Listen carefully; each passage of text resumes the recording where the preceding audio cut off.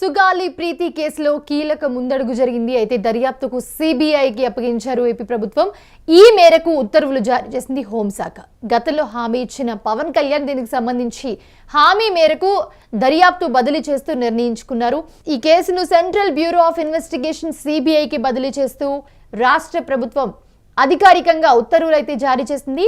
హోంశాఖ ముఖ్య కార్యదర్శి విశ్వజిత్ ఆదేశాలు జారీ చేయడంతో ఇప్పటి వరకు రాష్ట్ర పోలీసుల వద్ద ఉన్న బాధ్యతలు పూర్తిగా ఇక నుంచి సిబిఐకి మారనున్నాయి. వెంకట్ అందుబాటులో ఉన్నారు మరిన్ని అప్డేట్స్ అందించడానికి. వెంకట్, ప్రస్తుతం సుగాలి ప్రీతి కేసులో అప్డేట్ ఏంటి?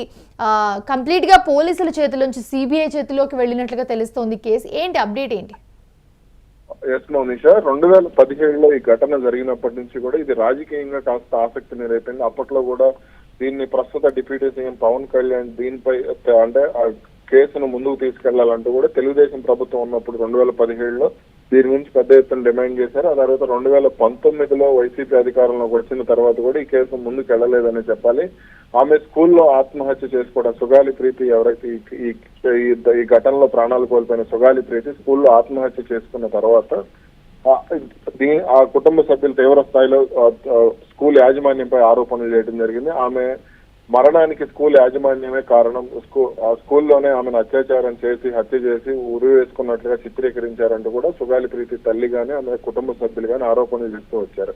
ఆ తర్వాత నుంచి కూడా ఈ కేసు కాస్త రాజకీయంగా కూడా దుమారం రేపింది. దీనిపై పవన్ కళ్యాణ్ ఎప్పుడైతే స్టాండ్ తీసుకున్నారో కుటుంబ సభ్యులకు మద్దతుగా, ఆ తర్వాత రాష్ట్ర ప్రభుత్వంపై కానీ పోలీస్ శాఖపై కానీ కాస్త విమర్శలు కూడా చేశారు.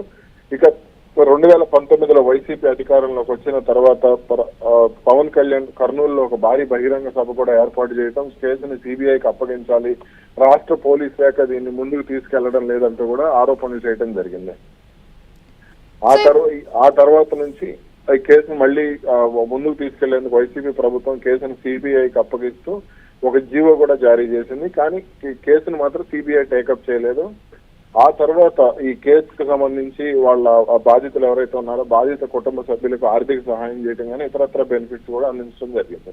అయితే ఇక్కడ అసలు పవన్ కళ్యాణ్ హామీ ఇచ్చారు. ఒక్కసారి పవన్ కళ్యాణ్ సుగాలి ప్రీతిలో ఏమని హామీ ఇచ్చారు, ప్రజెంట్ ఆయన ఎట్లా ఈ కేసుని ముందుకు వెళ్లేలా చూస్తున్నారు, దాని గురించి అప్డేట్స్ అందిస్తారా? రీసెంట్ గా సుగాలి ప్రీతి కుటుంబ సభ్యులు మీడియా సమావేశం ఏర్పాటు చేసి అప్పట్లో పవన్ కళ్యాణ్ హామీ ఇచ్చారు, బహిరంగ సభ పెట్టి కూడా కర్నూలులో దీని గురించి కేసును ముందుకు నడిపిస్తాము, మీకు న్యాయం చేస్తామంటూ కూడా హామీ ఇచ్చారు. కానీ ఎటువంటి న్యాయం చేయలేదు, ఇప్పటి వరకు ఈ కేసు ఏ విధంగా కూడా ముందుకు వెళ్ళలేదంటూ కూడా ఆరోపణలు చేశారు. ఆ తర్వాత నుంచి దీనిపై పవన్ కళ్యాణ్ ప్రత్యేకంగా దృష్టి పెట్టారు. తన కార్యాలయాన్ని హోంశాఖ నుంచి కూడా కొంతమంది అధికారులను పిలవటం, వాళ్ళు కూడా పవన్ కళ్యాణ్ కు కేసుకు సంబంధించి ఇతరత్ర వివరాలు అంటే అసలు ఏం జరిగింది, ఘటన ఎప్పుడు జరిగింది, ఘటన జరిగిన తర్వాత పరిణామాలు ఏంటి, వైసీపీ ప్రభుత్వంలో సిబిఐకి కేసు అప్పగించినా ఎందుకు ముందుకెళ్లలేదు, అప్పట్లో జీవో నెంబర్ 37 జారీ చేసినా సరే కేసును సిబిఐ ఎందుకు టేకప్ చేయలేదు అనేటువంటి పూర్తి వివరాలను కూడా పవన్ కళ్యాణ్ స్వయంగా అడిగి తెలుసుకున్నారు. ఆ తర్వాతనే మళ్ళీ దీనిపై హోంశాఖలో కదలిక వచ్చింది. వెంటనే అటు హోంమంత్రి అనితతో కూడా పవన్ కళ్యాణ్ నేరుగా మాట్లాడటం, వెంటనే మరో జీవో జారీ చేయడం కూడా జరిగింది. Right, thanks for the updates Venkat. చూస్తున్నాము ఏపీలో సంచలనం రేపిన సుగాలి ప్రీతి కేసులో కీలక మలుపు అయితే చోటు చేసుకుంది. ఈ కేసును సెంట్రల్ బ్యూరో ఆఫ్ ఇన్వెస్టిగేషన్ సిబిఐకి బదిలీ చేస్తూ రాష్ట్ర ప్రభుత్వం అధికారికంగా ఉత్తర్వులు జారీ చేసింది. హోంశాఖ ముఖ్య కార్యదర్శి విశ్వజిత్ ఆదేశాలు జారీ చేయడంతో ఇప్పటి వరకు కూడా రాష్ట్ర పోలీసుల వద్ద ఉన్న బాధ్యతలు పూర్తిగా సిబిఐకి మారనున్నాయి. దీంతో ఈ వ్యవహారం మళ్ళీ హాట్ టాపిక్ గా మారింది.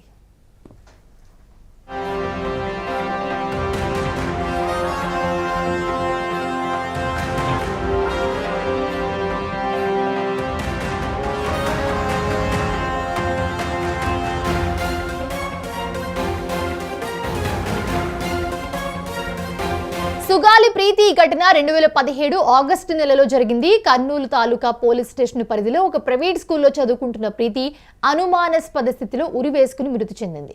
మొదట ఇది ఆత్మహత్యగా నమోదు చేసిన కుటుంబ సభ్యులు మాత్రం స్కూల్ యాజమాన్యం అత్యాచారం చేసి తమ కూతుని హత్య చేశారని చెప్పి తీవ్ర ఆరోపణలు చేశారు. ఆ వెంటనే కేసు నమోదైంది, కానీ దర్యాప్తులో పెద్దగా పురోగతి కనిపించలేదు. ఈ కేసు ఏళ్లుగా విచారణలో ఉన్నప్పటికీ స్పష్టత రాకపోవడంతో అనుమానాలు, ఆరోపణలు ఎక్కువైపోయాయి. బాధితురాలి కుటుంబానికి న్యాయం జరగాలని వివిధ సంఘాలు, విద్యార్థి సంస్థలు, మానవ హక్కుల సంఘాలు కూడా గొంతెత్తాయి. కర్నూలు సహా రాష్ట్ర వ్యాప్తంగా పలు ర్యాలీలు, నిరసనలు జరిగాయి. అయితే ఈ కేసులో డిప్యూటీ సీఎం పవన్ కళ్యాణ్ ప్రత్యేక పాత్ర పోషించారని చెప్పాలి. వైఎస్ఆర్సీపీ ప్రభుత్వం కాలంగానే ఆయన కర్నూలులో భారీ ర్యాలీ నిర్వహించి సభ పెట్టి కేసును సిబిఐకి అప్పగించాలని బలంగా డిమాండ్ చేశారు. ఆ సమయంలో ఈ కేసు న్యాయాన్ని వదిలిపెట్టబోమని చెప్పి బాధిత కుటుంబానికి పవన్ కళ్యాణ్ హామీ కూడా ఇచ్చారు.